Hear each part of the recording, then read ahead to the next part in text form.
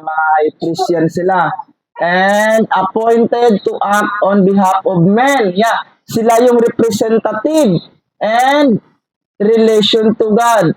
Yeah, is appointed to act on behalf of men in relation to God. Sila yung parang representative para sa mga Israelite people. Yan yung mga high priest. So, meaning, tungkulin nila yung maglingkod sa Diyos para sa mga tao ng Diyos. Yan yung tutukoy dito na to act in behalf of men. Meaning, yung tungkulin nila maglingkod sa Diyos in behalf ng mga tao. Yeah, in behalf or para sa mga tao. So here, to offer, yeah, ito yung ginagawa nila. Hindi kasi sino-sino lang yung mag-offer ng gifts. Hindi, pagka hindi ka high priest, hindi ka pwede mag-offer. Or hindi ka priest, hindi ka pwede mag-offer. Alam nyo, ito yung isang kasalanan ni King Saul sa 1 Samuel. Familiar kayo sa 1 Samuel? Nung time na may battle between Israelites and Philistine, ngayon, si Saul, kumbaga, nainip siya sa kahihintay kay Samuel dahil ang kalaban nila napakarami. Ngayon, gusto niya na sana dumulog sa Diyos sa pamamagitan ng mga handog o mga alay. Kung saan tutulungan sila ng Diyos sa pamamagitan ng kanilang handog. So ngayon, naiinip siya sa paghihintay kay kay Samuel, kay priest or prophet Samuel.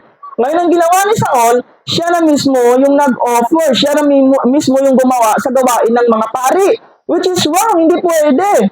Blasphemy against God yun, hindi yun pwede. Pagka hindi ka pare, hindi ka pwede mag-offer. Pero ginawa ni Saul yung pinagbabawal na technique. Siya yung, siya yung nag-offer, which is hindi pwede kasi hindi siya pare. Even king ka sa panahon na yon, pagka hindi ka priest, hindi ka pwede mag-aalay. So ngayon, nagiging blasphemous yun. So ngayon, may consequence yung ginawa niya, sinabi ni King Samuel. Balikan muna natin ito yung pinaka-importante. Tingnan nyo, yung priest, appointed priest, siya yung nag-o-offer ng gifts. Gifts for peace offering, yeah, gifts for love offering, yeah, ganon. And sacrifices for sins or atonement for sins, offering for the forgiveness of sin, and offering for the, kumbaga, balik ang relationship because of sin. Yeah, this is kind of offering. Marami kasing offerings sa Old Testament. I think 7 offerings. 7 feasts. Pero regarding offerings, I forgot the numbers. Study, pero nalipatan ko na. So, part lang ining offer of gifts and sacrifices for sins. So, ito yung ginagawa ng mga pari sa in behalf ng mga katawan noon. So, kung hindi ka pare, hindi ka pwede mag-o-offer. Ang kailangan mo lang dalhin sa pare yung offering mo, kung sacrifice ba yon or gifts ba yon na offerings mo for the Lord. So, ang pare ang magbalalagay sa altar, sila yung magpapatay, sila yung magsusunog. Yeah, this is the meaning. Pagka hindi ka pare, hindi ka pwede pupunta sa kabanal-banalan na room. So, ito yung gawain ng mga priest. Pero, sinabi ng Hebrews 5 context na si Jesus greater than them. So, tingnan natin ano yung pagka-greater niya. Yeah, tingnan muna natin yung priest during sa panahon ng Old Testament. He is able to deal gently with those who are ignorant and are going astray. Meaning, pagka sila ay mag-o-offer, kailangan talaga nila rin na magiging maingat sila o mahinahon sila sa kanilang gawain. Tingnan nyo ang verse 2 ng Tagalog Bible. Mahinahon niyang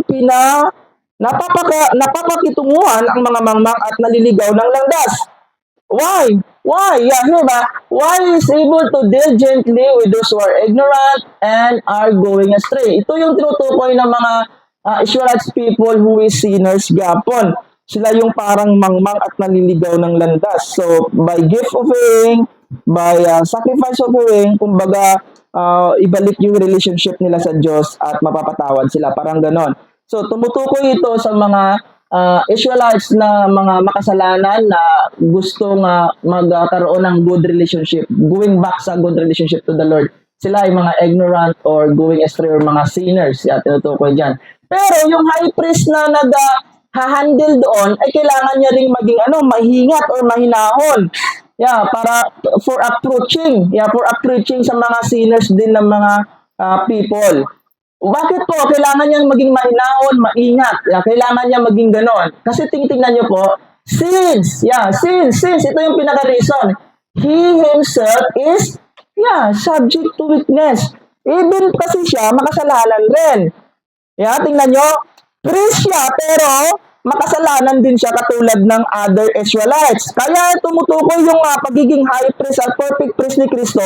Kasi si Kristo hindi katulad ng ganitong klaseng mga pare na may weaknesses. Si Kristo walang weaknesses yon at walang kasalanan yon at perfect yon na pagka-Christ, na pagka-human flesh, perfect siya. Kaya kung ikukumpara natin siya sa mga priest noon, malayo talaga yung agwat. Kasi si Christ is perfect. Tingnan niyo po ito Noon sa Old Testament, pagka ang isang tao na nakahawak ng ipinagbabawal, meaning makasalanan siya, katulad ng ganito, ipinagbabawal na humawak ka sa patay. Kahit anong patay, hayop, ibon, or tao. Pagka humawak ka doon, magiging marumi ka. So ngayon, pagka marumi ka, kapag ikaw ay marumi, tapos ikaw ay priest, kailangan mo gawin yung mga ceremonial na paglilinis. Kailangan mo gawin yun muna bago ka bumalik sa tabernacle temple. Kailangan mo gawin yun para maging malinis. So ngayon, pagka ikaw ay hindi nakagawa ng mga ceremonial na mga cleansing, tapos humawak ka sa isang tao, yung tao na nahawakan mo, magiging marumi din siya. Kahit walang nakikita na marumi. Hindi kailangan yung may tae, may ite, hindi. Pagka nakahawak ka sa bagay na prohibited sa law, magiging marumi ka. Tapos yung mahawakan mo, magiging marumi rin. Katulad nito, marumi to. Nahawakan ko to. So pagkahawak ko na, nagiging marumi na ako. Kahit nahawakan ko lang. Yun yung law, yun yung batas Tapos, pagka nakahawak ako ng isang tao, yung tao na yun, magiging marumi rin dahil sa akin. Yan yung important na talagang mahinahon sila, gentle sila. Kasi baka sila magiging marumi rin katulad ng mga marurumi na mga nagpupunta at nagbibigay ng kanilang mga offerings. Yun yung maingat, yun yung mahinahon. Kaya maingat sila. Pero tingnan nyo po si Kristo iba. Kasi nung sino pamilyar sa inyo sa story ng yung isang babae na dumudugo in 12 years? 12 years ba yan? Tama? Dumudugo siya in 12 years.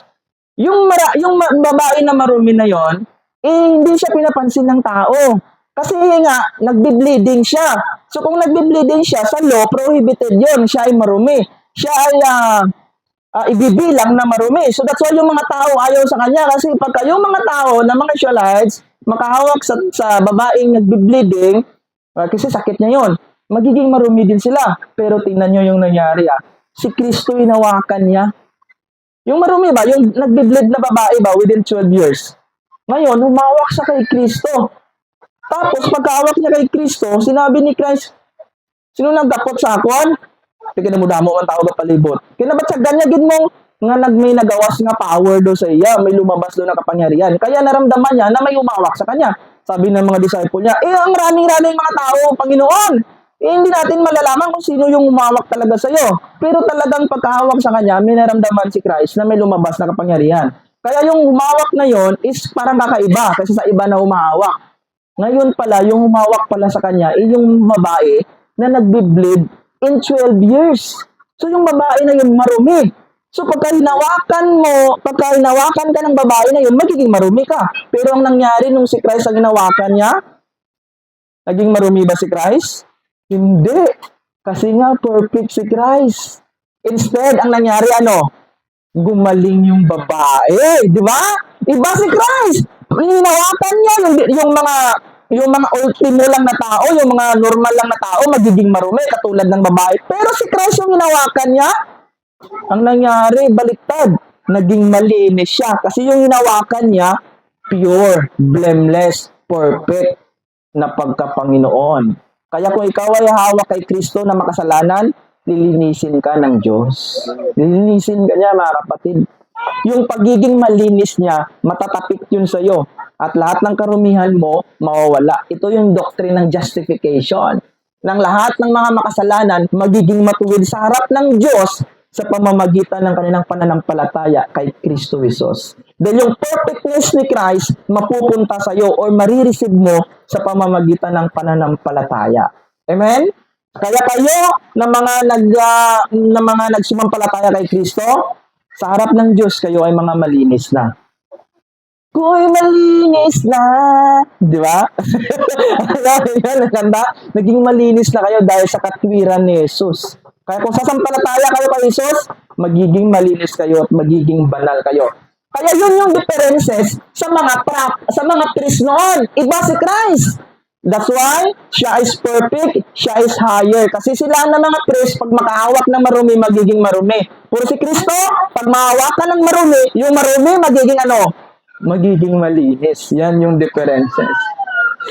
Now here, verse 3. Because of his obligated, priest ba pare, to offer sacrifice, for his own sins. Kailangan din niyang mag-offer, kailangan din niyang mag-alay. Before siya mag-alay ng mga offering ng mga makasalanan ng mga Israelites, kailangan muna niyang unahin yung kanyang sarili na mag-alay. Kasi ano daw? Kasi makasalanan din siya. Yung pare, kasi makasalanan din siya. So, kailangan niya munang mag-alay ng sarili niya para sa kasalanan niya, para maging malinis siya. At ngayon, pwede niya na i-handle yung mga Israelites people na mag-alay din. That's right. Now, because of he is obligated to offer sacrifice for his own sin, just as he does, just as pareho sa mga tao or mga people ng mga Israelites kung paano sila mag-alay, una-una, ganun din ang priest mag-alay para sa kanilang kasalanan. Tingnan nyo ang verse 3 ng Tagalog Bible. At dahil sa kanyang kahinaan, kinakailangan siya ay mag-alay ng handog. Kahinaan. Because of this, he is obligated. Yung this dito, yung kanyang kahinaan and yung kanyang kasalanan din. Kasalanan din. Ito yung ibig sabihin ng kanyang kahinaan, kailangan. Yan yung this dyan. So, kailangan niya mag-alay ng handog. Hindi lang para sa kasalanan ng iba, kundi para din sa kanyang kasalanan mismo.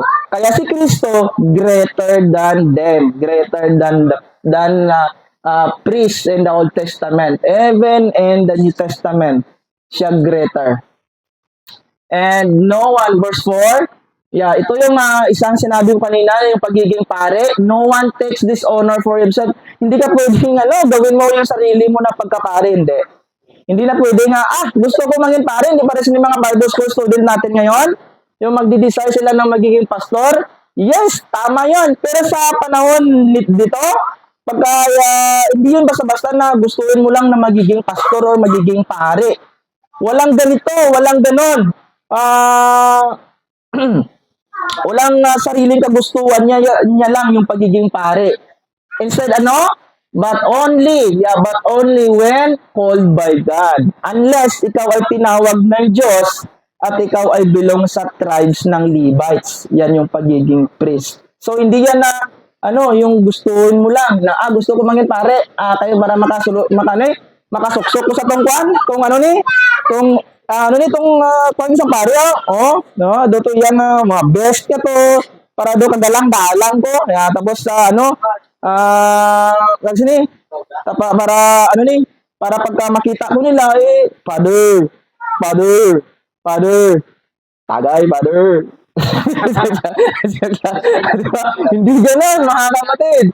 Unless siya called by God, just Aaron was and Moises was. Si Aaron, si Moises, magkapatid yan sila. Okay? They are in the tribe of Levites. Here. Actually, wala pang Levites sa panahon ng tawag nito. Sa panahon ni Abraham, wala pang Levite sa panahon niya. Kaya mapag-usapan natin yan sa chapter 7 hanggang chapter 9. Kasi ang Levites from the tribe of Jacob yan, 12 tribe of Israel yan. Pero tingnan nyo, si Abraham offering or gifts or tithes, sa pamamagitan ni Melchizedek. Yun, mapag-usapan natin din yan. Now here, so also Christ, ngayon tingnan nyo so also si Christ then did not exalt himself, meaning hindi niya ibinos yung kanyang sarili as high priest, kundi, to be made a high priest, but was appointed. Sino yung appointed sa kanya? Sino yung appoint sa kanya? Yung Father mismo. Yung Father mismo yung nag-appoint sa kanya na magiging priest sa pagka-priest ni Melchizedek or higher priest. Kaya hanggang diyan lang yung pag-uusapan natin sa pagiging perfect priest at high priest ni Christ. Kita yung differences. Kaya bakit siya perfect and high, pare? Kasi yung mga priest noon, makasalanan. At saka kung may marumi na mahawakan, magiging marumi. At sila ay appointed by man. Of course, yung tribes na yon yung tribes na yon galing sa, of course, sa kalooban ng Diyos, pero they are appointed by man. Katulad ng pagka-appointed sa Book of Judges, na kung sino lang yung gusto nilang pare, gagawin nila. Yeah, ganun ang mga appointed. Pero sa kay Kristo, ang mismo yung Father, and He is perfect, He is holy and blameless and higher and greater priest. Kasi kung ikaw ay makasalanan, kung hahawak ka sa Kanya, ang makasalanan magiging malinis. Hindi yung pare na hahawak sa marumi magiging marumi. Hindi. Si Christ, pag hahawak ka sa Kanya na ikaw ay marumi, ikaw ay matakdan sa iyang pagka magiging malinis. This is the meaning, that's why siya high priest and perfect priest. In the same way, yapon, Christ glory, did not take on himself the glory of becoming high priest. Ano makita